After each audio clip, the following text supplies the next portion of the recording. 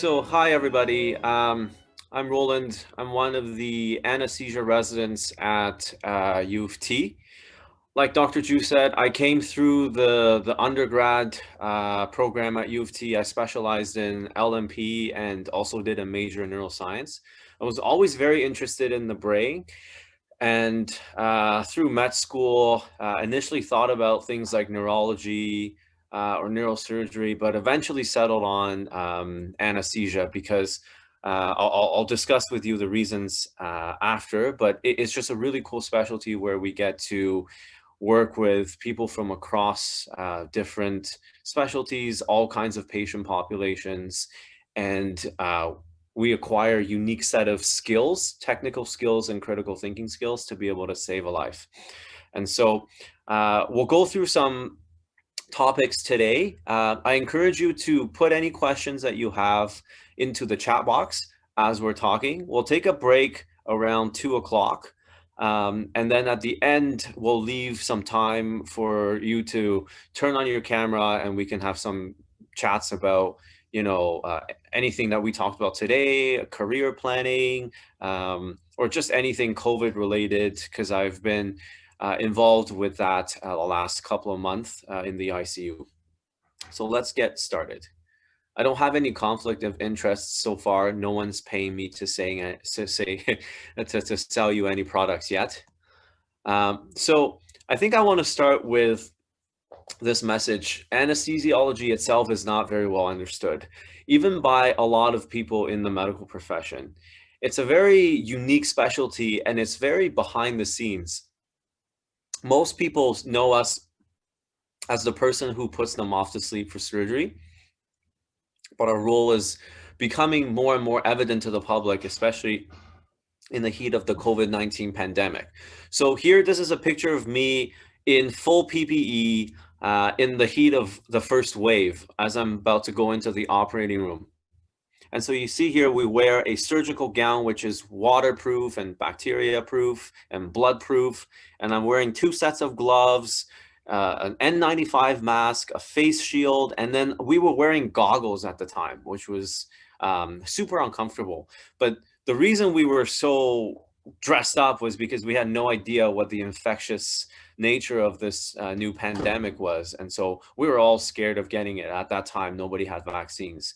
Fast forward to last month, I was back in the ICU for the 5th wave or the 4th wave, whatever wave this is. And we're still dressed up like this, but we're all a bit more reassured now because most of us are vaccinated and we have a better understanding of how this particular virus spreads. But the point here is that anesthesiology, we're not just in the operating room, we're the people that you call when something is gone horribly wrong in the hospital. Somebody is acutely dying, somebody is losing a lot of blood, somebody having trouble breathing. We're the people that gets called, and I really enjoy being in these high stress situations and being able to save a life. And so back in the day, in the 1800s, they were doing surgery, but the invasive surgery was the way it is now. You couldn't cut open someone and do open heart surgery because it was just too painful and people couldn't tolerate it. And so this was a quote that really spoke to me when they were doing a breast procedure. Nowadays would be under general anesthesia, but before they would just do it. And it was, and you can see this quote by this lady here, Fanny. She was just screaming the whole time. And it's super unpleasant and super unsafe because with these type of procedures, patients are often not able to tolerate it very well, especially with their hearts, because being in such pain raises your blood pressure and it can cause you to have heart attacks and cause you to have strokes. So surgery before anesthesia was just dreadful. And so this is another picture I found of amputations. Nowadays, we just give an anesthetic through the patient's back into the spinal cord called a spinal. We take a small needle and we basically numb them from their belly button downwards, so they don't feel any pain, they don't feel any cutting. They do feel touch and some pressure, but the pain itself is taken away, and we do give a bit of sedating medication through an intravenous that allows them to comfortably tolerate an amputation. Back in the day, you see, you need 7 or 8 people to hold this one gentleman down. And so anesthesia itself can be, you can think of it as a state of being unaware and unresponsive. We'll go into that a little bit more. But briefly about the history of anesthesia. So back in the day, people were thinking of different ways. People were still learning about neuroanatomy, still learning about neurophysiology, transmission of pain signals, transmission of, your afferent efferent pathways. And so back in the day, people try to exploit different modalities to provide anesthesia. So whether or not it's through compression, for example, if you sat on your hand or you were sleeping on your elbow for a prolonged period of time and you wake up and you find that your hand is numb, that's kind of what they try to do back in the day. And what that does is it actually stops the blood flow to the nerves. It creates a period of ischemia, and that provides the temporary anesthesia at the time. And same thing with the freezing, or even this guy, Charles Dupotet, he tried to hypnotize patients, which wasn't very, very effective.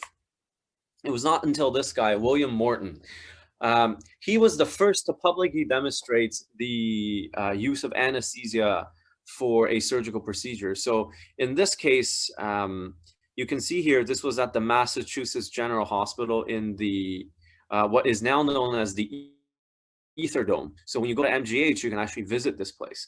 And what they were doing is they were taking out a blood vessel tumor from this lady's neck. And as you can see, he was using this device to allow the patient to inhale an anesthetic gas called ether.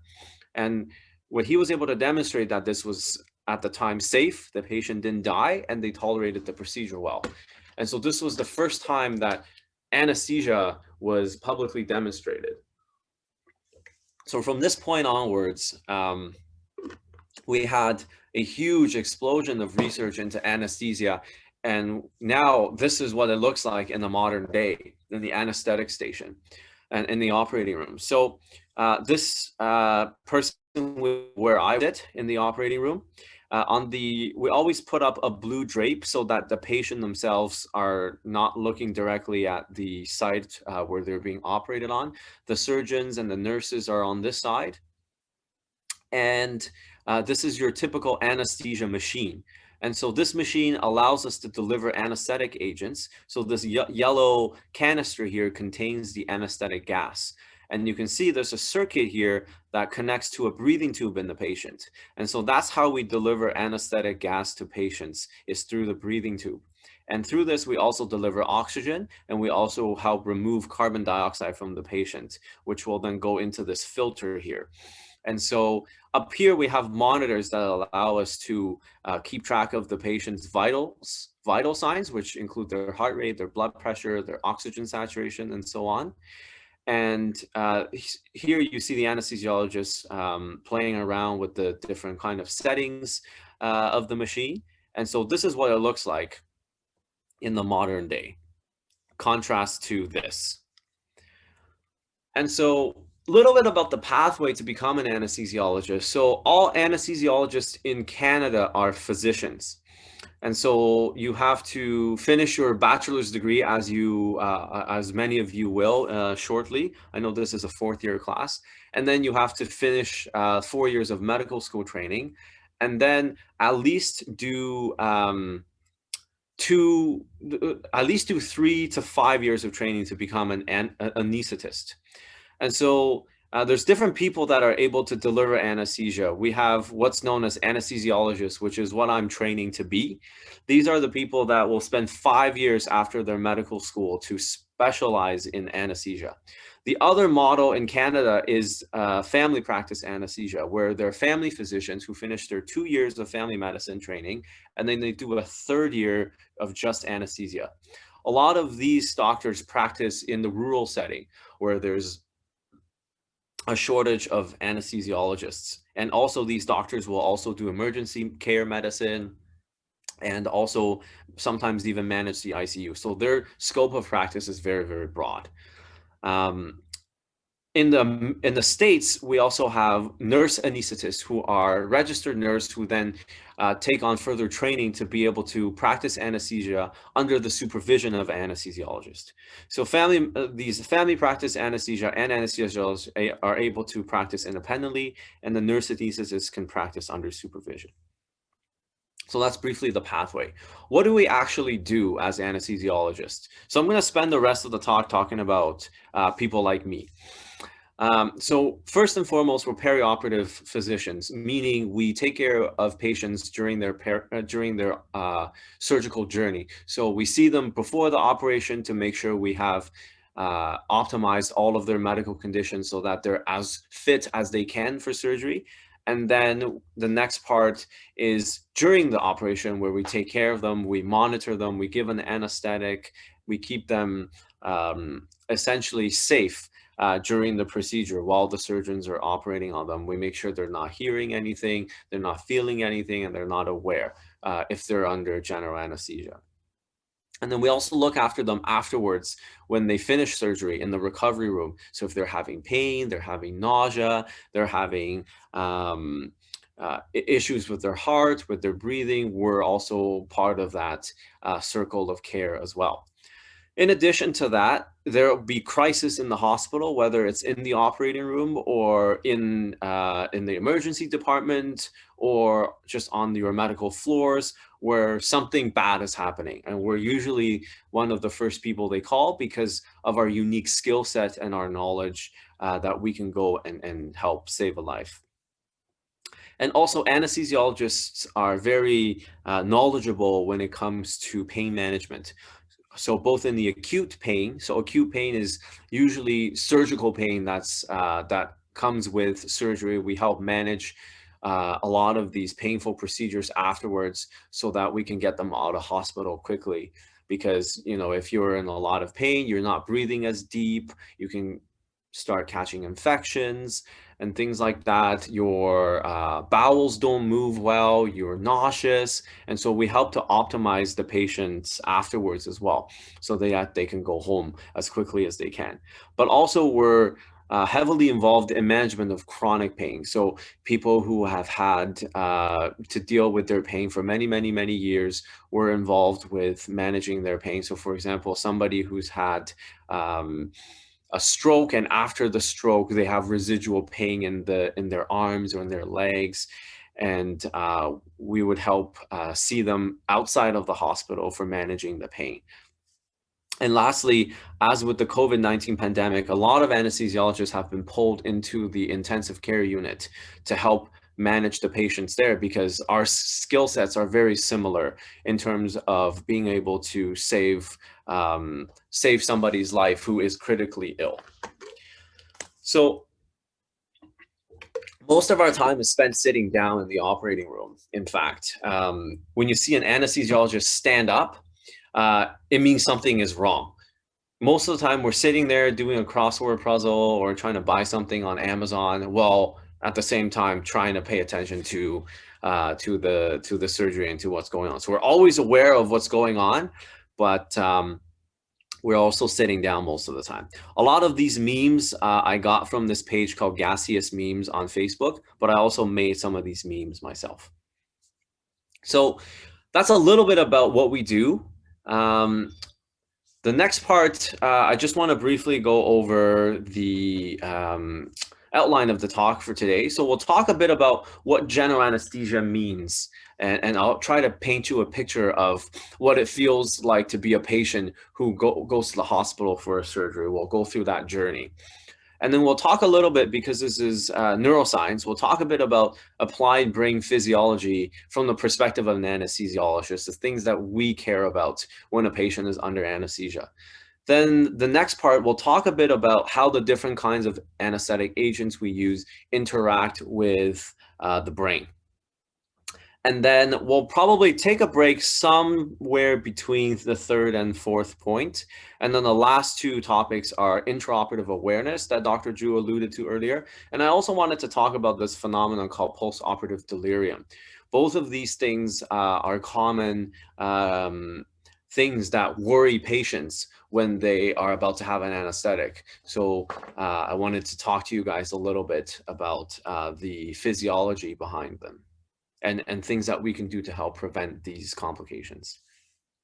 So let's talk about general anesthesia. And again, if at any point you have any questions about anything I say, please feel free to type it into the chat, and I'll continue to monitor the chat. So this slide is from a neurointensivist at Toronto Western. Her name is Dr. McCready. And I found this slide to be very, very good, because it really summarizes the mental status of a person really well.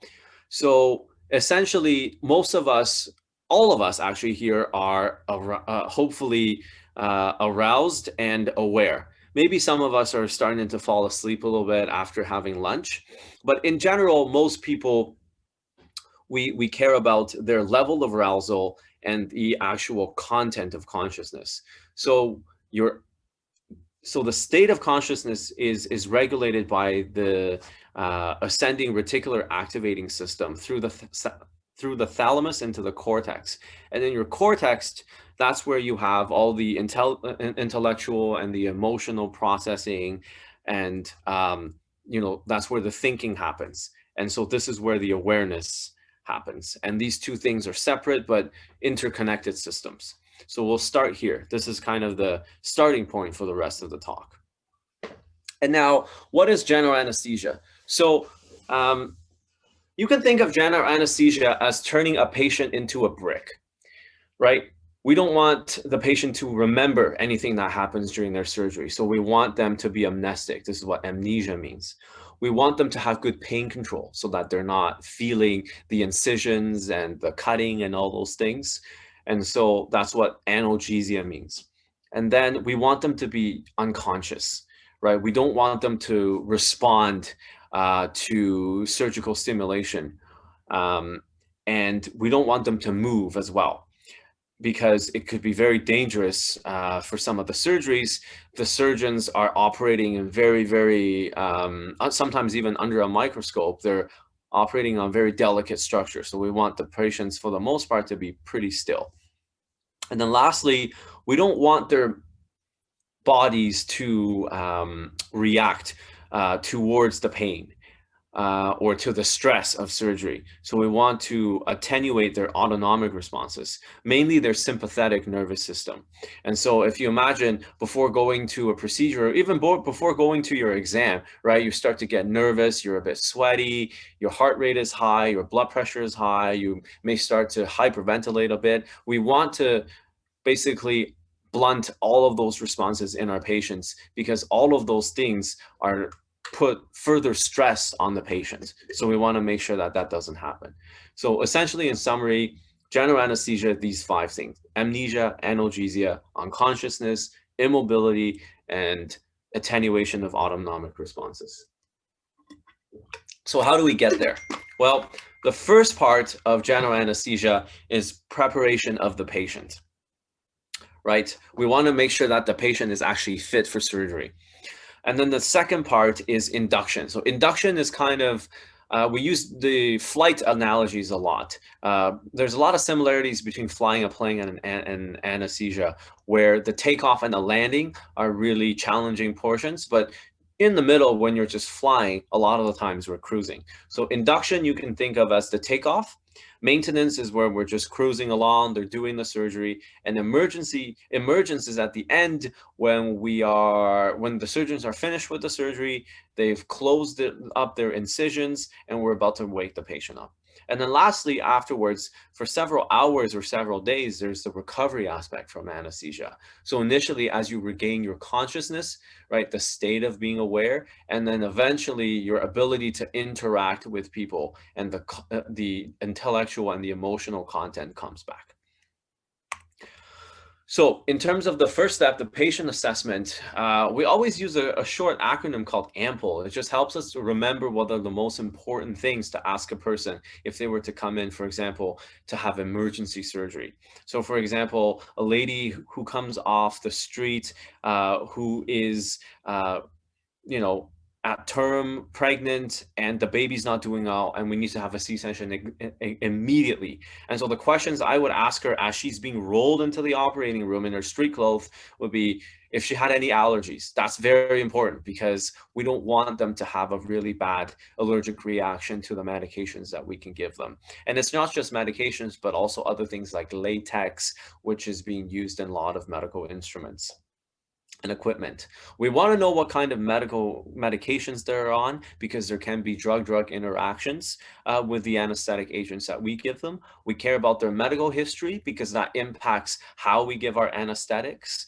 And certain drugs that we do will affect the heart more, others will affect the lungs more. So we try to get a brief history of their medical conditions. And then we always care about, as anesthesiologists, when someone last ate. It's kind of like my parents, like my Asian parents, they always care about when I ate last. That's their way of showing that they care. For us, we just don't really want you to aspirate and get a really bad lung infection, because as we put someone off to sleep, what can happen is you lose your ability to cough, you lose your ability to protect your airway, your larynx. And so all the food, if your stomach was full of food, it can actually come up and go down your trachea into your lungs, causing a really bad infection. That's why if you're ever having any procedure, they always tell you nothing to eat or drink after midnight.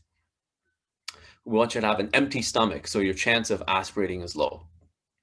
And lastly, we just want to know briefly what are some of the events that have happened leading up to the surgery. Did you, for example, the pregnant lady, we want to know about what happened that triggered her to go into labor, or if someone comes off the street and was stabbed, and if they had any drugs on board and things like that, because all of these things will impact how we give an anesthetic. So once we have that information, then we think about in what ways can we optimize the patient. So if their blood pressure is low, we have to treat that. If they're actively bleeding, we have to start giving them blood products. If they have a wicked infection, we have to start treating them with antibiotics. If they're having really difficulty breathing, we start giving them oxygen and things like that. If they're overdosing on certain medications, we have to start trying to give antidotes for things. And so there's a lot of work that actually goes on before we take somebody to the operating room to put them under, because anesthesia itself is a huge stress on the body, and we want to make sure the patient's in tip-top shape.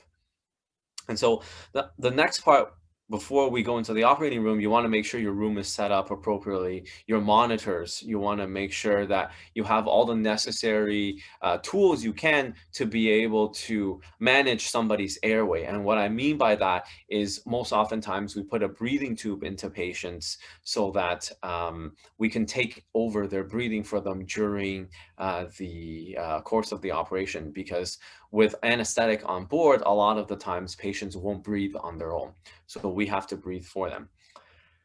And lastly, we need to think about what kind of drugs that we need to give them, not only for the anesthetic, but also if their blood pressure were to go down, we need medications to bring it up. If they start coughing, we need certain medications to treat their asthma. So it's a lot of thinking and planning to give an anesthetic. And so this is what a typical screen looks like for monitors. And you'll see this a lot on Hollywood, right? Somebody will have a screen, you'll hear beep, beep, and that's usually the beeping sound is the heart rate of the patient, and this is the top bar. And the heart rate is measured usually through an electrocardiogram, where they put stickers on patients' chests to capture the electrical signals that are discharged by the heart with every beat. And so that's what you see here. You see take you back to your PSL 300 for those who took that course. You have your P wave, your QRS, and your T wave. And that allows us to monitor the rhythm of the patient and also allows us to pick up any changes to the patient's overall condition. If their heart is losing blood perfusion, we can see changes with their T waves that we can treat appropriately. This next thing here is the blood pressure monitoring. And this one is special in the sense that it's not your typical blood pressure cuff. So that would be down here, termed non-invasive blood pressure. So this is your NIBP. That basically goes onto the arm here and inflates and deflates. And through an algorithm calculated by the machine, it gives you an approximation of the blood pressure.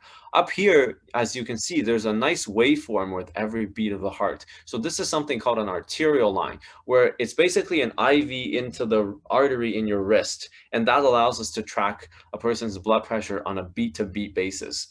And we do that for high-risk situations where we really want to keep the patient's blood pressure tight.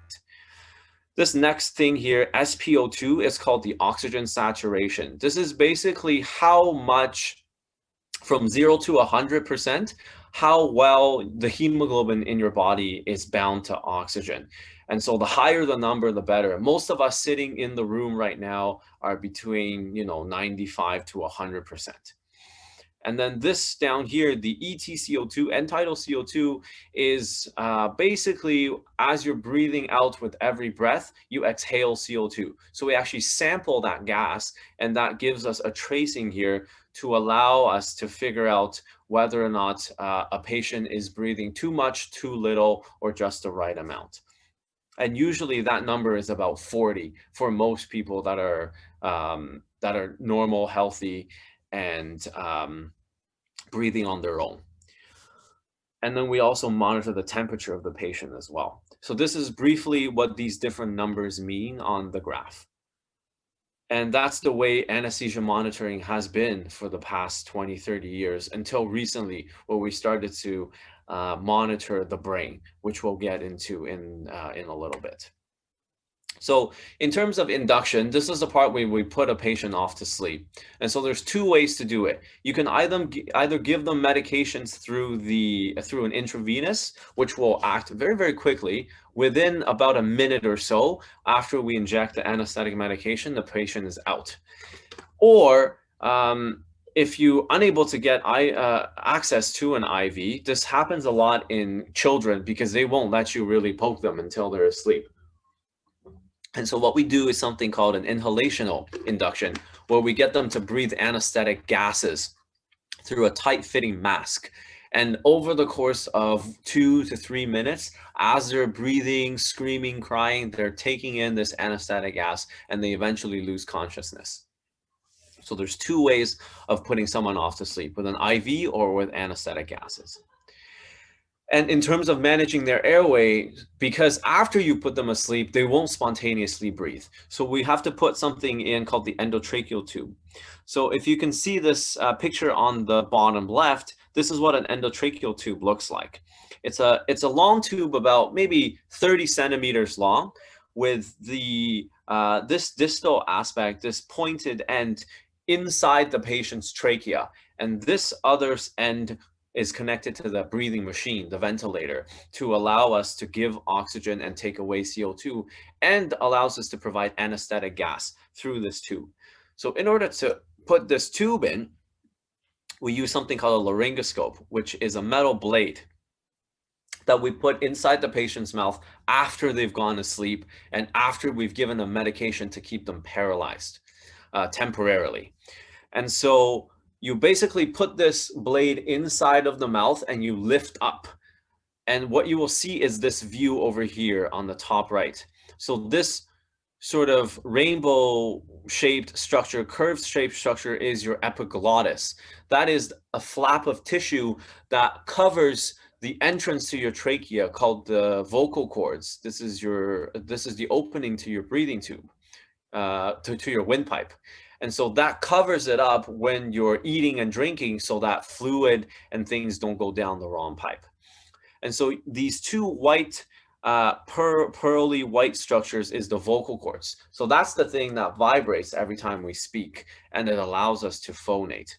And so we want to find the structure and basically put the tube inside of this structure, which is shown in here. So you want the tube somewhere down in the trachea, still in your neck, but you don't want it too far down so that it's only in one side of your lung. You kind of want it somewhere in the trachea. And so this is what I mean by intubation. And this is what we do to COVID patients when they're having a really, really tough time breathing on their own. We would intubate these patients, and they would call anesthesiologists to do that in the hospital because it's a very high risk situation. There's very little room for error. And so you have to get the most skilled people to do it. And we're the most skilled people in terms of being able to put a breathing tube into somebody in the hospital. So after we've given the drug to put them off to sleep, after we've put the breathing tube in, then we're cruising. So there's two ways in general to keep someone asleep, just like there's two ways in general to put someone off to sleep. You can give all your medications through the IV. So if you have a nice running IV, you can run the entire surgery on just intravenous anesthetics, and Propofol is one of them that we'll talk about. Most of the time in North America, we do volatile anesthetic, which means we give a patient anesthetic gases because it allows us to precisely titrate the amount of gas that we give the patient, and it gives us a feedback of how deep a patient is. We don't quite have the technology to reliably tell us how deep a person is with total intravenous anesthetic, though with the brain monitoring that we'll talk about in a little bit, we're starting to do that. And then comes the part where, you know, we should be monitoring. So this is another meme, which is kind of true, where we should be monitoring the asleep patient, but we're doing all these other things like Spotify, looking at shiny objects, talking trash with about the surgeons. And so more often what happens is most of the surgery goes well. It goes as expected. At the end, the surgeon finishes what they're doing, and then they tell us, okay, you can wake the patient up. But there are often times where things go wrong, right? They cut the wrong structure, they accidentally cut an artery, the patient is bleeding out, the surgery goes unexpected, and things like that. So we have to always be anticipating what can potentially go wrong in an operation and be ready to deal with it. So it seems like us as anesthesiologists, we're not doing a whole lot in the operating room, but we're constantly monitoring the patient, and we're constantly making sure that they're alive and safe. So there's a question here from Anisha. When you said that volatile anesthesia is preferable, is that related to bioavailability? No. So what I mean is with the inhaled anesthetics, we can tell exactly how much anesthetic concentration is that the patient is breathing out. And by proxy, we get a sense of how much anesthetic concentration is in their brain. I'll show you a diagram in a few slides, but that allows us to have a gauge of the depth of anesthetics. Whereas for the intravenous anesthesia, we don't quite have that technology yet in North America. In some of the other places, there are very smart pumps that allows us to infuse medication at a certain rate that is calculated based on pharmacology, these, you know, pharmacodynamic, pharmacokinetic models. But right now, we don't have those as widely available in Canada. So we use gases a lot because we can get a sense based on a concept called the minimum alveolar concentration, which we'll talk about in a second. But that's a good question. So at the end, how do we wake someone up? So basically what you want to do, oh, question from earlier slide, is there a specific amount of time between meal and a patient surgery? That's a good question. Depends on what you eat. So if you've been drinking clear fluids like water, black coffee, it's 2 hours. If you had a light meal like a peanut butter toast, 6 hours. if you had a nice Big Mac combo from McDonald's with fries and greasy stuff, then we usually recommend about 8 hours of fasting. It really has to do with how quickly things exit your stomach. And if you have any underlying conditions like diabetes, which would slow down the rate at which things move, we recommend an even longer period. Okay. So in terms of waking people up from the anesthetic, so you can wake them up in the OR. For the most part, that's what we do. But if it's a really, really sick patient who's very tenuous, what we tend to do actually is we keep them intubated, we keep the breathing tube in, we keep them sedated and comfortable, and we take them to the ICU and they can wake up slowly there. Always we want to make sure the patient's hemodynamically stable. And what I mean by that is their heart rate is pretty close to what they came in with. Their blood pressure is very good, not too low, not too high. Their oxygen saturation is good. They're breathing well on minimum amounts of supplemental oxygen. And once we make sure that the patient is sort of back to their normal physiology, we would then turn off the anesthetic, and we usually put them on 100% oxygen for a short period of time, just so that they have a bit of reserve in their lungs in case they stop breathing for a bit after we take the breathing tube out. And so then also we want to make sure that we reverse the paralytic agent that we give so that the patient is able to breathe and cough and protect their own airway once we take the breathing tube out. And then the last stage is we take the breathing tube out and the patient is breathing on their own, but not completely aware initially, because it always takes several hours for you to sort of be able to have full conversations with people, but you'll be able to respond to stimulation and answer simple questions when you're waking up. Okay, so that's a bit about the general anesthetic. So afterwards, we either take the patient to a post-anesthetic unit or the intensive care unit, which are very different. This is for the very, very sick people, and this is for your normal routine operations. So we'll spend the next 10 minutes talking a little bit about applied physiology, and then we'll take our first break. So with your brain, if you imagine it's in a pretty tight container, right, inside of your skull. So there's very little room for things to expand. And that's important if you were to get a brain injury and swelling happens inside of your brain. You have to know what are the different components in your brain from our perspective as anesthesiologists, how your body tries to compensate temporarily while your brain is expanding. Because eventually what happens is if it can't expand up, it will expand down. And that's called herniation, where your entire brain basically sinks down, and that will kill you. And so the three components of your brain is you have blood, you have CSF, cerebral spinal fluid, and then you have brain tissue. So this is a diagram that some of you may have seen. This is called the circle of Willis, which is the arterial supply to your brain. So we have the carotid artery, which we can all feel in the front of our neck, and we have the vertebral artery in the back of our neck. So the carotid artery gives off a branch called the internal carotid artery, which becomes your middle cerebral artery. This is this big artery here called the MCA. And off of the middle cerebral artery, you have an anterior communicating branch and a posterior communicating branch that starts to form this circle. And then you have your vertebral artery coming in from the back that form the basilar artery and the posterior cerebral artery that completes this circle. So the benefit of this circle is if you were to have a stroke on one side, you have the other side and this intact circle of Willis to be able to perfuse the side with the stroke, with the temporary occlusion. However, the problem is that this circle is not complete in a large proportion of the people. And so you can see the different variations in the anatomy where the circle villus is not complete.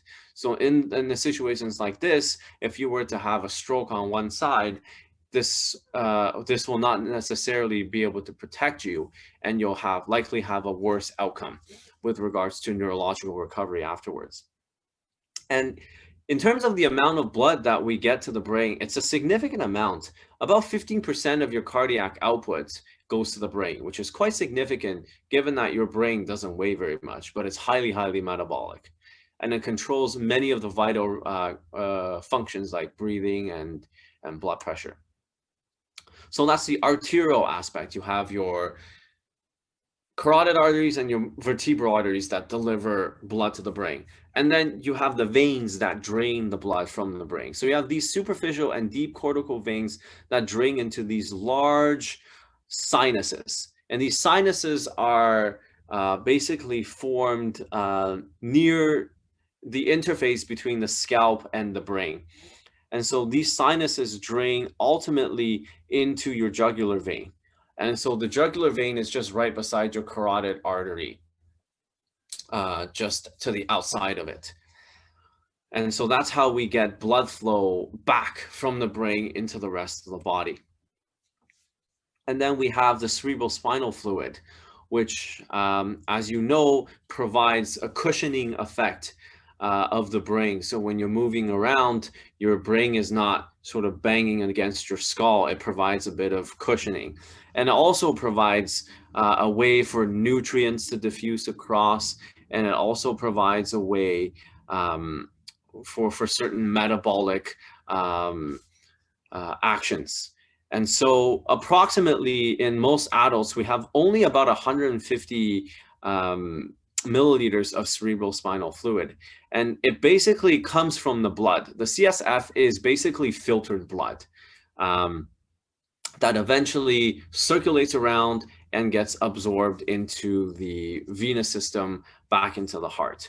Most of the CSF is produced by these ependymal cells. And on this right, you have the Croy plexus, which is the location of where the blood gets filtrated out to become the CSF. And this is just a quick schematic of the drainage. So there's a very orderly structure to which the CSF is produced, circulates in the brain, circulates in the spinal cord, and ultimately through these sinuses go into the venous system. And then lastly, we have the brain, the most important organ in the body. And I don't say that because we're in a neuroscience class, but without a brain, you're brain dead, and that's effectively death. So your heart can still beat, but if you're brain dead, you're dead. And so, in my opinion, the brain is the most important organ, and it's also one of the most important organs that we target in anesthesia. And it's one of the most complicated organs that we have only very superficial understanding of it. So there's a lot to be discovered about the brain. But so far what we know is that it gets about 40 to 50 milliliters per 100 grams of your brain tissue. And I put these numbers up here just to give you a sense that the amount of blood flow that we get to the brain is about 10 times as the oxygen that we need. And so there's a good amount of reserve that is there. But the problem with the brain is that it highly, highly depends on oxygen. Once the oxygen supplies, the blood flow drops below 20, you actually start to see signs. If you had a monitor on the brain called the EEG, electroencephalogram, you'll see signs that the brain is not doing well. And so it's exquisitely sensitive to oxygen. The other thing I wanted to talk about briefly is something called autoregulation of your cerebral blood flow. And so we talked about blood being delivered to the brain by the arteries. And the arteries are really smart. They respond to different signals to widen or to shrink down to precisely deliver the right amount of blood to the brain. Because if you were to deliver too much blood to the brain, your brain can actually swell, and it can cause high pressure inside of the head, which is not good. And so in this graph, it's a bit complicated, but on the y-axis is essentially the cerebral blood flow. That's how much blood that is being delivered to the brain. And on the x-axis here on the bottom, it's your mean arterial pressure. And we're looking at the blue curve, the MAP. So what's cool about the brain is between about 60 to 150. So this is a pretty wide range of your blood pressure, your systemic blood pressure, so the blood pressure that you have when you take the measure with the blood pressure cuff. So over a wide range, what you can see is that the cerebral blood flow is actually is the same. So the vessels are able to auto-regulate. So if the blood pressure is high, the vessels will become a little bit smaller. If the blood pressure is low, the vessels will become a little bit larger to maintain a constant flow of blood to the brain, which tells you how important the brain is. In addition to the pressure, there are two other factors that control how much blood gets into the brain. CO2 is one of the most important controlling factors. As you can see, this is the dark purple curve here. As you increase the amount of CO2 in blood, so for somebody got hit in the head and they stopped breathing for a little bit, the CO2 in your body would go up. And what that would do is that would dilate the blood vessels to cause an increase in blood flow.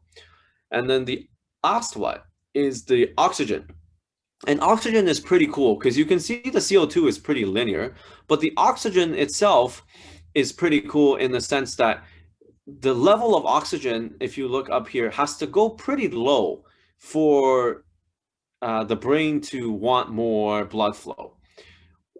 And over a wide range between 50 to 200 millimeters of mercury, it stays constant.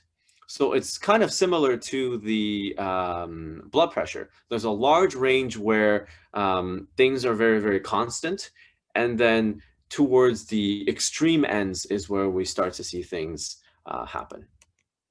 Okay, so I think this is a good time for us to take a break. Why don't we take 10 minutes? We'll come back at 2:10. Interactions between anesthetic agents and the brain, because that's what we're all here to do. Okay, drug tests. What kind of drugs? So a little bit about basic pharmacology, right? You got your pharmacokinetics and pharmacodynamics. Pharmacokinetics is what the body does to the drugs, which include how it's absorbed. So by mouth, through IV, through the nose, through the skin, distribution. So basically how the drug gets distributed by the blood to the various target organs. Metabolism largely happens in the liver and partially in the kidneys and also in the lungs. And then lastly, excretion, either through the kidneys, through bile, or through feces. And so as anesthesiologists, we have to have an idea of the kinetics of how our drugs work. How quickly does it work? How long does it work for? And roughly how much we have to give. So all of that is important in terms of the pharmacokinetics. But we also have to understand the pharmacodynamics of what the drug actually does to the body. What receptors does it hit? And what are the side effects from hitting other receptors that we don't want it to hit? So having a good understanding of pharmacokinetics and pharmacodynamics is crucial to be able to be a good anesthesiologist. And so I talked a lot about anesthetic gases. Let's talk about the anesthetic gases. And so the three common anesthetic gases that we use in North America are nitrous oxide, desflurane, and sevoflurane. So nitrous oxide is different than the other two in that the nitrous oxide itself is a gas. So it exists as a gas, and it in itself is inadequate to provide a complete anesthetic, because what happens is you just can't breathe a high enough concentration of nitrous oxide to allow you to tolerate surgery. So these are for more simple procedures like being at the dentist or in the early stages of labor where you're having pain, but you're waiting to have your epidural. What I would do is I get them to breathe nitrous oxide. Or you give nitrous oxide as part of your anesthetic, but it can't be the whole anesthetic.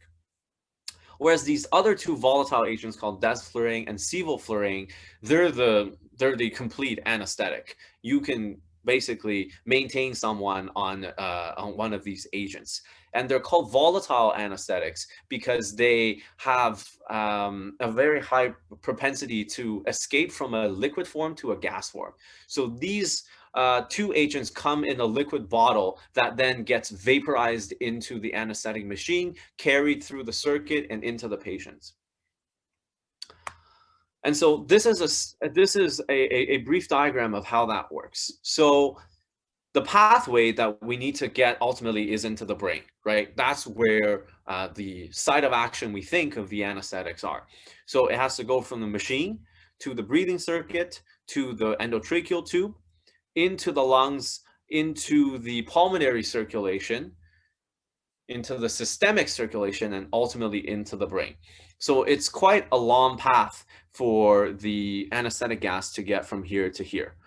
But the beauty of anesthetic gases is that we can, by proxy, measure the amount of exhaled concentration of sevoflurane, for example. And we get a sense of how deep somebody is. So there's this concept called minimum alveolar concentration, MAC. And usually 1 MAC is kind of the target concentration where 50% of a study population will not move to a painful stimulus. So if you're at least delivering 1 MAC of anesthetic, you know that if you're using gas alone, there's a 50% chance that this patient will not move. Of course, we don't only use gases in the operating room. We will also add in opioid agents. We add in other painkillers and other drugs so that we increase the likelihood that somebody's not going to move. But the good thing about the MAC number is that we can directly get that number from the amount of gas that the patient breathes out. And we can measure that through sampling the circuit at the exit point. And by approximation, when the whole system is in equilibrium, we make the assumption that the exhaled gas concentration is equal to the brain. We make that huge, that's a huge assumption, but we make that assumption because these gases are highly soluble, so they diffuse in and out quickly, so they reach equilibrium fairly quickly. And so what we can be pretty confident for the most part, what the patient is breathing out is what their brain is seeing. And so that's why, for the most part, people in North America use gas. Some of the cardiovascular effects, for the most part, the gases don't change the amount of your cardiac output by a whole lot, unless you're running very, very high concentrations. If you just have somebody breathing anesthetic gases, you'll notice eventually they'll start breathing faster and shallower. And we see that a lot with kids when we put them off to sleep with only gas, because they won't let us put in an IV, needles awake. So you'll see they'll start hyperventilating. And that's something classically that we see. And then, of course, with the brain, we're trying to induce consciousness. And we'll go into these EEG waveforms a lot more in our next portion of the talk. And so there has been a lot of debate about how these inhaled anesthetic actually works. Initially, in the 1960s, there was 2 dudes named Meyer and Overton, and they found a correlation between the potency of anesthetic with how lipid soluble something is. And they actually plotted out this curve to show that the higher the potency, the more lipid soluble they are. And their hypothesis was, oh, lipids must be the target. This has now been disproven, and there has been a ton of research into figuring out exactly how inhaled anesthetic works. So there's been papers talking about the Gaba receptor, which I'm sure you've heard about a lot. This is one of the prominent inhibitory neurotransmitters in our bodies, also with glycine. And you can see in these papers, they found out that these inhaled agents increases the inhibitory postsynaptic potential. Whereas other targets like the glutamate receptor, which is normally an excitatory neural receptor, it decreases the excitatory potential and decreases presynaptic release. So this is a quick summary that I was able to find. There's many, many different targets, and there isn't really one holy grail. What I want to focus on a little bit is this TREC receptor, which I found quite interesting. So this is quite new. It's a receptor that has 4 transmembrane domains and 2 pores, so P1 and P2. And in this study, briefly, what they did is they created knockout mice for this TREC1 receptor, and that's marked in the red color. And what they were able to find was that the latency to loss of, this is called the writing reflex, which is a surrogate for hypnosis in rats, took longer in people with a knockout of this TREC receptor, and that the actual amount of anesthesia you needed to give to achieve no movement was also higher, suggesting that this receptor itself is partially responsible for the mechanism, but not totally, right? Because eventually we were able to achieve these clinical endpoints. The other drug I want to talk about is Propofol. Propofol is something you hear in the media a lot. It's most famous with Michael Jackson. This is the drug that he died abusing. And so the hypnotic action is through GABA, right? It induces this chloride current. That's where the receptor acts, and this is a picture of the GABA receptor, and this inhibitory chloride potential then has its downstream effects in basically increasing the overall inhibition in the brain. That's just a molecule of Propofol. It's quite small. The beauty of Propofol is that it only takes about 30 seconds for you to inject, and it's the white stuff that you see in the syringes on TV. And the thing with Propofol is you actually wake up pretty quickly as well, because initially, if you just give a single dose of Propofol, it redistributes to the rest of your body. So the concentration in the brain goes down really rapidly, and that's how you wake up initially. But if you give tons and tons and tons of Propofol over time, it starts to saturate all the different reservoirs in the body, and then you now relying on the metabolism of Propofol, which takes much longer. Ketamine is a really interesting drug because it inhibits a excitatory neurotransmitter receptor called NMDA, and then decreases the amount of glutamatergic input to the GABA system. So it's all intertwined, all of these anesthetic agents, the GABAs, the glutamates, it all works in concert. And the cool thing with ketamine is that it causes something called dissociative amnesia, where you're awake, but you're not aware. And it's very trippy. When I give ketamine to patients for sedation for certain procedures, their eyes are open, they're not really tracking you, and they're not really able to respond. And the thing with ketamine is that it doesn't depress your ventilation. So patients are still able to breathe spontaneously with ketamine. And a lot of the times in low resource countries like Africa or certain countries, Africa is not a country, but in certain countries in Africa like South Sudan, where those anesthesiologists volunteer to do missions, ketamine is a key drug because they don't actually have ventilators in those low resource settings. So you have to give a drug that allows patients to keep breathing while tolerating surgery. So ketamine is one drug that they can actually give for the patient to still be able to breathe on their own.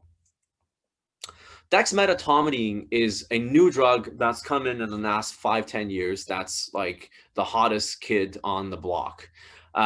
It's a selective alpha-adrenic agonist. So your alpha-adrenic nervous system is normally, you think about your sympathetic nervous system, your epinephrine, your norepinephrine, but this guy acts on the alpha-2 receptors in the brain, in the locus coeruleus. And what that does is it inhibits norepinephrine release and disinhibits this nucleus called the ventrolateral preoptic nucleus, which then releases inhibitory neurotransmitters acting on your arousal system. And Dexmed Automating is very interesting because the quality of sedation is actually more like sleep. During sedation with Dexmed Automating, you can actually wake the patient up and they'll follow commands. And then once you take away the stimulation, they'll go right back to sleep. So I'm not sure. Maybe people actually dream on Dexmed Automating. I'll have to look into that. But certainly with Propofol, ketamine, and the other agents, there's no dreaming. Oh, with ketamine, actually, you can have nightmares afterwards with ketamine. And that's one of the key side effects of ketamine. So, and And that's even if you're giving ketamine for sedation. During the time they'll have the amnesia, and then afterwards for several days, if you go and talk to the patient, they'll say, doctor, I was having nightmares afterwards with ketamine.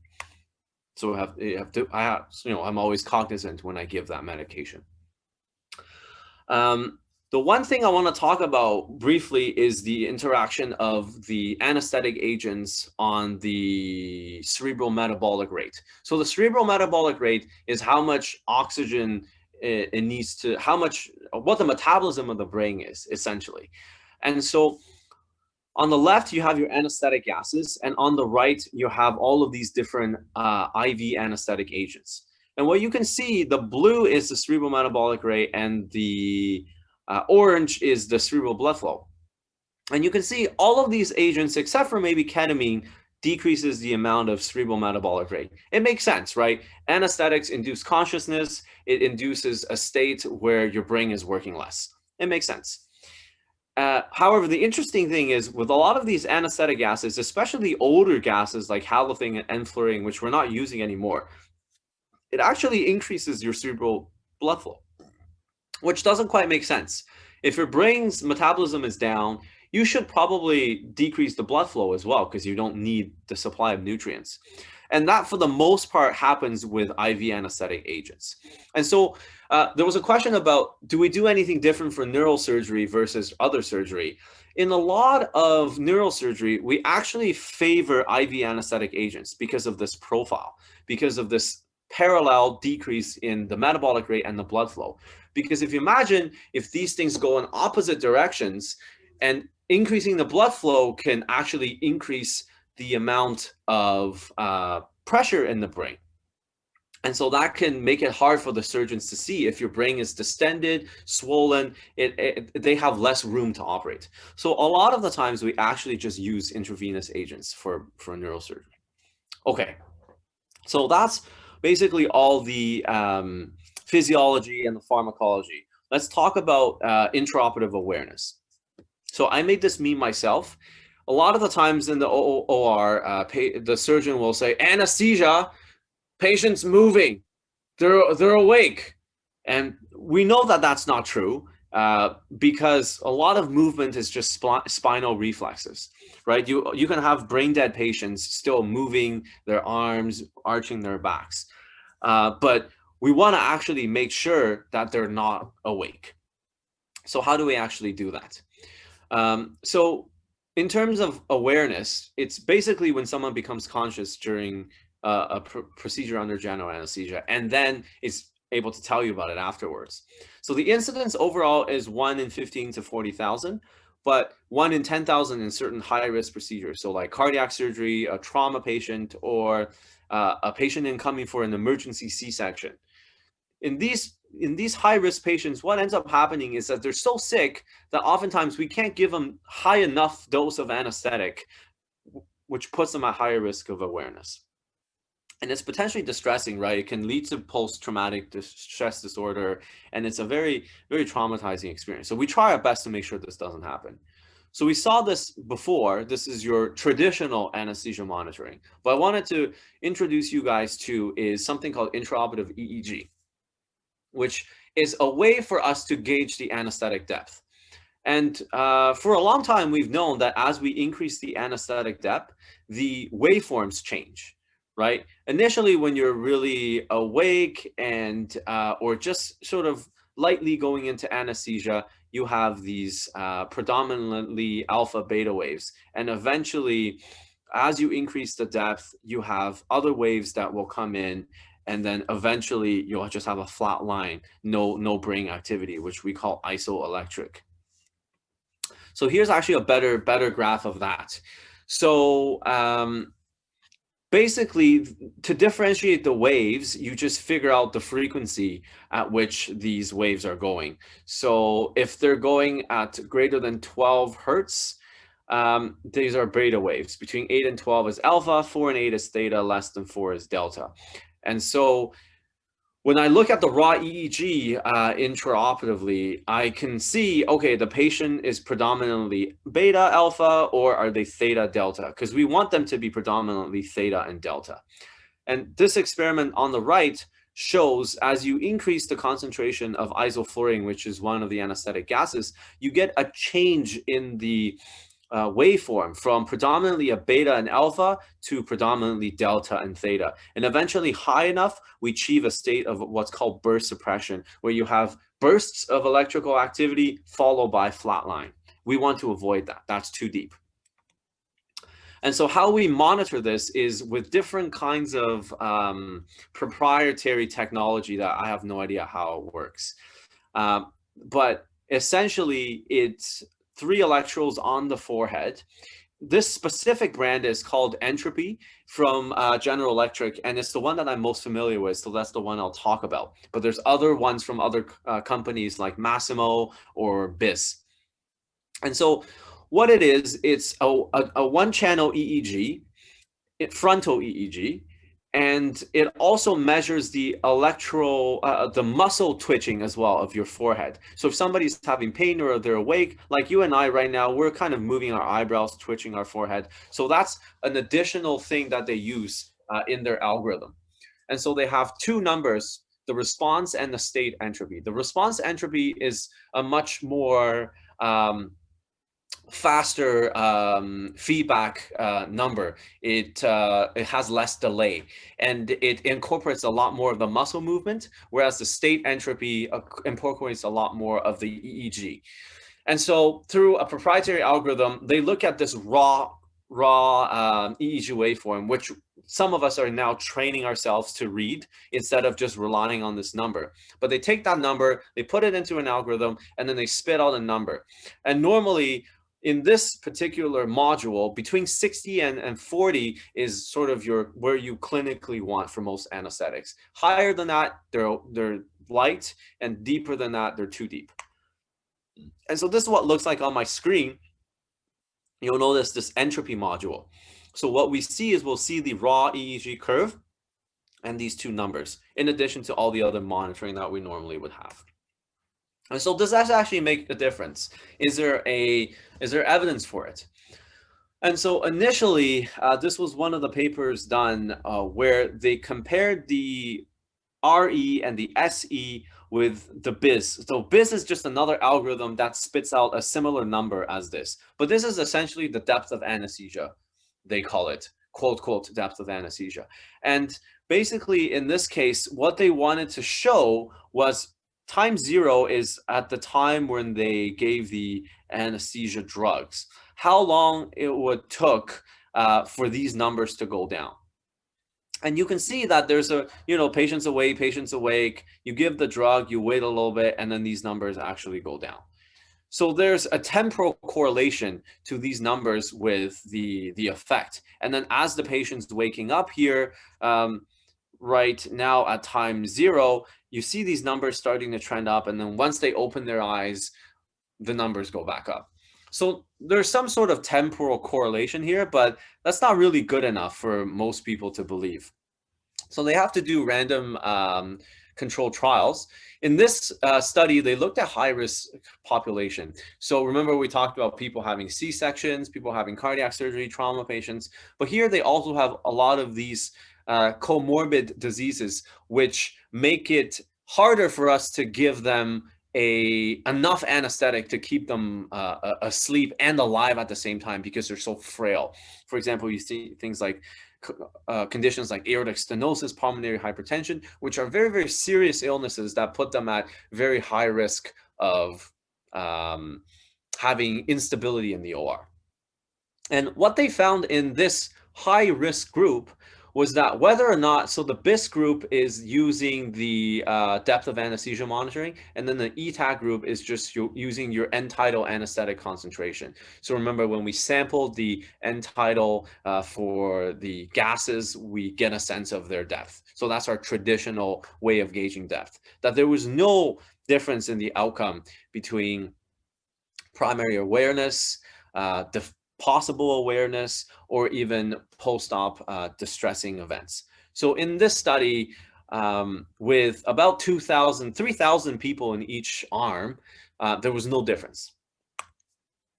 Okay, so that was high risk patients. What about in just the general surgery population alone? Like if I went and had my gallbladder taken out tomorrow, would it make a difference if they did depth of anesthesia monitoring? And so in this case, if you look at the inclusion criteria, basically anybody over the age of 18. And what they were able to show is here they had about 10,000 people in each arm. So the anesthetic concentration arm is your control arm. That's how we normally would monitor depth. And then the bispectral index is just another proprietary algorithm for depth of anesthesia. And what you saw was that there's not very much difference between the group in terms of baseline characteristics. And we always want to make sure in a study that the two populations are not very different, right? There's not one group that's like raging alcoholics and then the other group, they're like not raging alcoholics, because you know that's going to confound your study. But essentially the outcome is here. The incidence of definitive awareness, it's pretty low, right? 0.1%, 0.05%. And because these, in stats, these 95% confidence intervals overlap, it's not statistically significant. So another negative study, which isn't necessarily a bad thing, right? It just tells us that maybe this doesn't work. But keep in mind here, in this study, they also used anesthetic gases. I then found another study, which was a little bit different, which had a positive outcome. And then the difference in here is that they used total intravenous anesthesia. And so in our, this is the EEG guided group, and this is your control group. And there was a significant difference in the confirmed number of awareness of people. And somehow these people reported dreaming, which I'm a bit skeptical about. But I think to interpret this in the context of the other two study is that maybe with our gas monitoring, we're already doing a pretty good job gauging the depth, right? Because the control here is our normal practice, which is using gas. Here, the control group is actually using intravenous anesthetic, which we don't have a very good way of engaging depth. And now adding the EEG on top of it, perhaps that gives us that margin to push it over the edge of being statistically and maybe clinically significant. And this is certainly where I use my depth of anesthetic monitoring in the operating room a lot. I'm actually a huge geek when it comes to using this. I look at the waveforms, I look at the numbers, I try to make sure that I'm not giving too much or too little. And most of the time I use it in patients who I'm only giving intravenous anesthetics, no gases. And so what does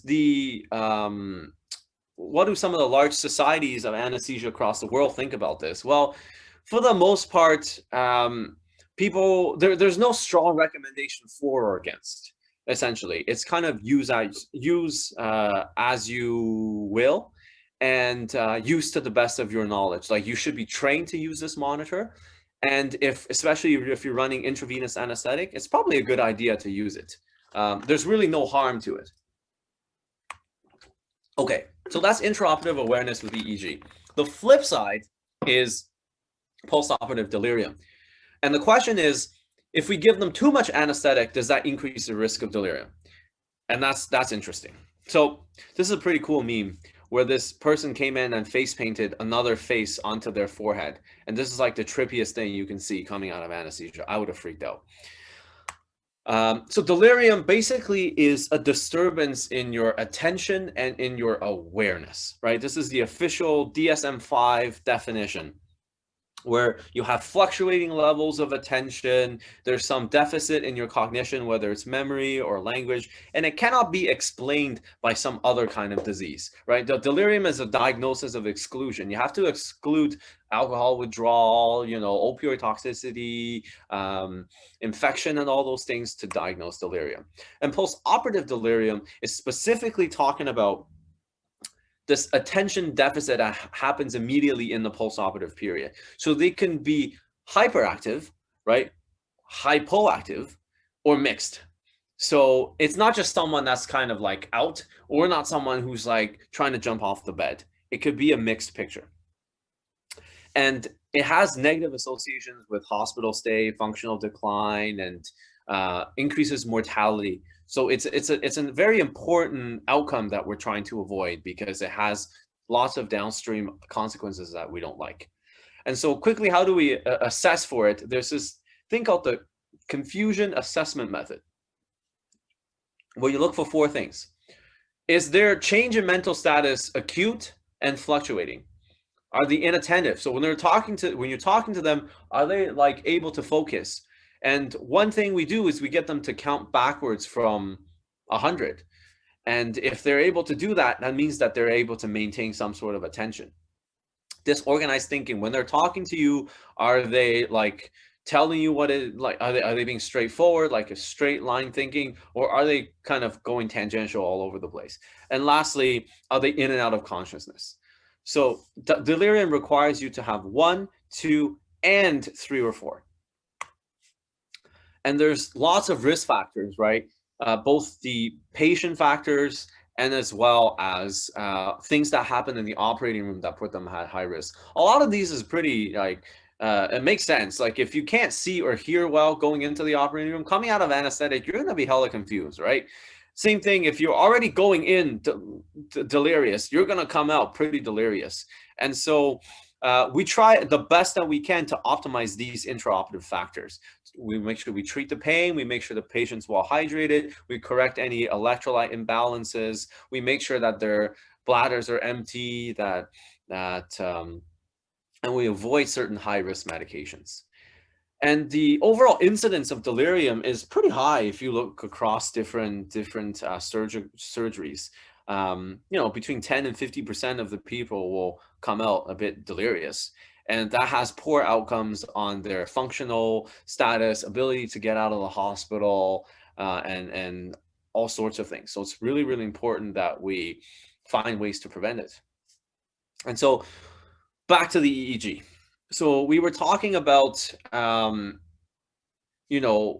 using EEG to gauge depth. And we sort of want a sweet spot where we want the patient to be somewhere here, right? Unconscious with these slow oscillations, but we don't want them to be burst suppressed. And we certainly don't want them to be isoelectric.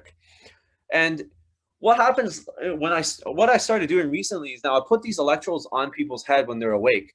And as I'm giving the anesthetic, I'm talking to them and I'm looking at the waves. And you can actually see a change as you give your anesthetic. And initially, with a huge dose of propofol, for example, to get them off to sleep, we do achieve burst suppression. But very quickly, we come out of it as you lighten your depth. And so what I try to do for all my patients is avoiding burst suppression. And so there's a third number called BSR, burst suppression ratio, where it basically over a period of time measures how much burst suppression activity you have. And you want that number to be 0 for the duration of your anesthetic. So does that actually make a difference? That's all good and theoretical. So is there actually studies that that demonstrate that there's decrease in postoperative delirium? And so here the study was published in 2013. This is one of the first few studies that looked at someone older than 60 going for elective surgery at least 60 minutes. So these are, low to moderate risk patients, not really high risk patients, I would say. And they looked at both intravenous anesthetic and gas anesthetic. And they have two groups, BIS guided and BIS blinded. So this is your control, and this is your BIS based on, you do have intraoperative EEG. And basically what it's trying to show you in this case is the relative rates of postoperative delirium. And so as you can see, out of 500 people, most of the people in this case, we keep their BIS around 40. So there's not a huge difference whether or not the person actually knew the BIS or didn't know the BIS. And maybe on average, there was a little bit of more people that were burst suppressed in this case, but not a whole lot. And The outcome basically was that it did decrease the rate of delirium in these patients compared to these patients. And so the next study was in a similar study in older patients. Sorry. Ooh, technology failing me. So in this study, they were 60 and they were going major surgery. And they were similarly, one group of patients was using EEG and then the other group was not. And the patients who were using EEG, they were encouraged to avoid burst suppression. And so if you look at the outcome, the overall delirium was 26% in the guided, and then in the usual care is about 23%.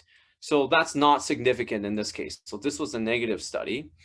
And if you look at the depth of anesthesia, in the usual care, there was about 13% of the time where it was too deep versus 7. And so there was a little bit of difference in the average depth, but there was no difference in the outcome of delirium. And then this came out this year in 2021, which looked at BIS50 versus BIS35. So BIS50 is a higher a number, meaning less deep. So they're seeing if I increase the depth by 15 points according to this scale, does it make a difference in the delirium? And if you look at this primary outcome in terms of the incidence of post-op delirium, it actually was a significant difference. It was 47 people versus 74. And some of these other measurements, they also looked at their sort of cognitive outcome at the time of discharge. And what they were able to demonstrate, again, was that these people at the time of discharge had better mental progress. And they did something called the abbreviated mental test score. So they did this test with the patients here. And that's what you see here at AMTS at 30 days and 1 year. And that the BIS50 had lower number of patients who scored less. And so the better you score, the higher your presumed your cognitive function is. And so I guess what I'm trying to say with this is that it's still sort of research in its infancy, and there's some evidence suggesting that too much anesthetic may have bad outcomes. But I think more study needs to be done for this to be incorporated into routine anesthesia practice. And there's also other things that we can do in terms of avoiding certain high-risk medications in our anesthesia practice to be able to reduce the risk of delirium. I think there was a question in the chat. What does burst suppression represent? Are the brain cells dying? I don't think necessarily the brain cells are dying, but I think you're just suppressing the communication, the electrical activity in the brain. So the neurons are not firing as much. I don't actually know precisely what it means. But in my mind, you know, what I think of burst suppression is a state where the neurons are not communicating as well. And clinically, another place where we do burst suppress people is people with really, really bad epilepsy that come into the hospital. They have unrelenting seizures that are not treatable by your typical medical management. So we actually intubate these people and burst suppress them while we start trialing different anti-epileptic agents. And so in those patients, we do burst suppress them for 24, 48 hours. And most of them wake up okay. So I don't think burst suppression is cells dying, but probably if you get to a state of isoelectricity where nothing is happening, because keep in mind what happens with these anesthetic agents is you're just decreasing the cerebral metabolic rate with your increasing doses, but you can only do so up to a certain point. Like there always is a basal metabolic rate to keep the cells alive. I think you can only reduce them by 70%. There's always 30% metabolic rate that needs to be there for cells to be alive. Okay, that was a lot of talking. Let's open up the floor for some questions. If you want to unmute yourself or type in questions into the chat. This is my email if you wanted to get in contact with me for anything, any questions. And this is my Twitter handle if you're interested in following me on Twitter.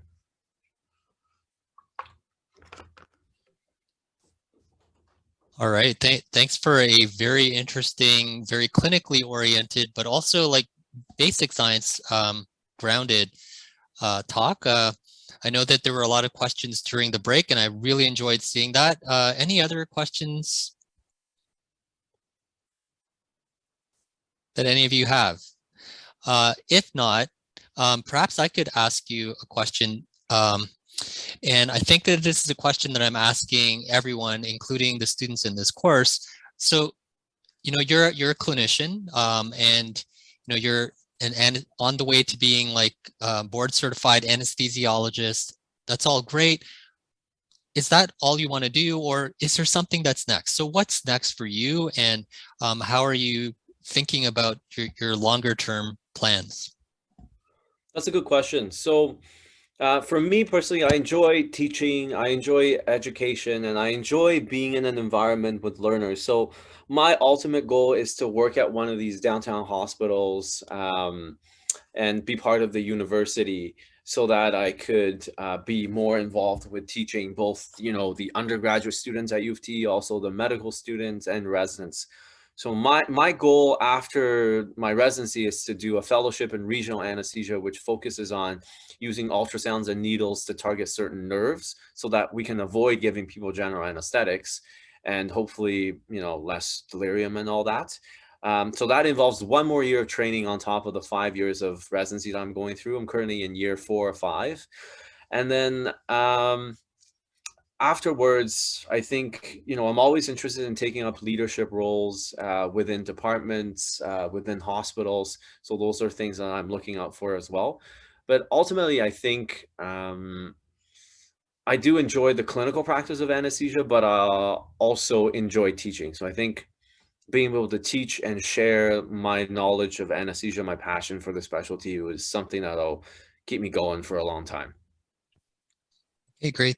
Thanks for that. And one thing that all of you can do for this week's participation, if you can do that, and also to just help out Dr. Xu, is I will be putting up an anonymous sort of survey about this particular lecture and different things related to it, so that he can actually put that into his teaching portfolio that often is a requirement to be able to teach, like some kind of student feedback. And if you could fill that out for a participation mark for this week, that would be great. We'll also have a follow-up discussion post as well. So if you do have any other questions that you think about after, please let us know, and then I'll forward those to Dr. Xu, or you can email him directly. I do see that there are some other questions popping up in the chat. So, okay. Has there been instances where the anesthetic machine failed during a surgery? Yes, all machines fail. For example, there was recently, we do these simulation teachings on what happens, how we manage situations like this. For example, there was a power failure on the machine. So what would you do? And what we end up doing is we would disconnect the patient from the machine, and we would ventilate them by hand while we look for another machine. And in the meantime, to keep them asleep, we switch them from gas to intravenous anesthesia. So it can happen, and we're always prepared for it. How does the pre-op procedure change for children? Is it standard to have them watch a show? Oh yeah. So it's all a game with kids, man. Like you gotta really like get on their side. You gotta make them feel like you're part of their team. So very early on, we go and see them. We play games with them. There's like iPads at Sick Kids. There's like all kinds of toys and stuff. And then we try to, in that part, sneak in a bit of sedating medication as part of an applesauce or whatever to get them a bit more chilled, because they're actually really, really loud and rambunctious. And we use the parents a lot to help get them. So the parents actually come into the operating room with us. The parents will hold the mask, or they'll hold the mask. We put like bubble gum flavoring on the mask so it smells good, so the kids will actually start breathing that anesthetic gas. And once they're in the operating room with a mask on them, they can cry as much as they want. In fact, we want them to cry, because the more they cry, the faster they inhale the anesthetic and the quicker they all go off to sleep. It sounds kind of like dark, but that's kind of like, that's just how pediatric anesthesia works. They don't remember anything anyways as kids. But as they grow older and older more, you can negotiate with them more and more. And some of them will actually let you put an IV into them while they're awake with some topical anesthetic on their skin. So it's actually it's a completely different experience working with kids. You mentioned that initially interested in neurosurgery, but eventually decided on anesthesiology. Why did I choose this path? So I think for me is I still enjoy my life outside of work, and anesthesia has a much better work-life balance. Once we leave the hospital, we leave the hospital, right? We have a colleague that takes over, and we don't have to worry about anything. Whereas for neurosurgery, you've operated on the patient, they can have post-operative complications. You'll get calls at 3 a.m. in the middle of the night, patients dying, patients whatever. And so like, you're never really truly free. Whereas for anesthesia, we're more like cell sorts, right? We offer our services to our surgical colleagues, and we perform this anesthetic routine, and then once we're done, we're done. And so that's the good part and the bad part of anesthesia, because you never really have longitudinal experiences with patients, which I'm personally okay with, but not everyone is. There's a question saying on one slide it says these anesthetics do not have effect on seizure threshold, but when we talk about propofol ketamine, does it mean these anesthetic induce yeah, so to the best of my ability, actually, with propofol and ketamine, we actually use these agents to treat seizure. And so a patient who comes in with refractory epilepsy, we give them propofol and ketamine to induce burst suppression. And so they don't really affect seizure thresholds. But there are anesthetics, certain anesthetic gases that actually elevate your seizure threshold, lessen your seizure threshold, makes it more likely to have seizures. For example, one drug is called methylhexatol. We use it a lot in patients who have I forgot the procedure in psychiatry where ECT, electroconvulsion therapy, where we actually want to induce seizures. So in that case, we use a drug called methylhexatol, which actually lowers your seizure threshold. You mentioned ketamine may cause patients to have nightmares. Do you have an idea how this drug can cause nightmare for patients? That I'm not actually sure the mechanism, but I do know that if you give them some benzodiazepine agents like diazepam, Valium, as you're giving ketamine, that can help reduce that. And also lower doses of ketamine will tend to decrease the likelihood of nightmare. This is not related. Can you talk about undergrad research extracurricular interests?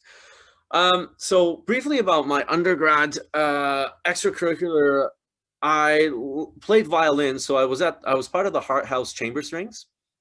I was part of the Flick program. I don't know if some of you are, and Dr. Xu is a mentor that I met during Flick. And so I was initially a mentee and ended up being one of the mentors, which I found to be a very rewarding experience. I volunteered at the hospital just to get a sense of, what it's like to be in a hospital if I want to spend the rest of my life there. What I did is I just played music for inpatients to help entertain them while they're recovering from whatever it is that they're dealing with.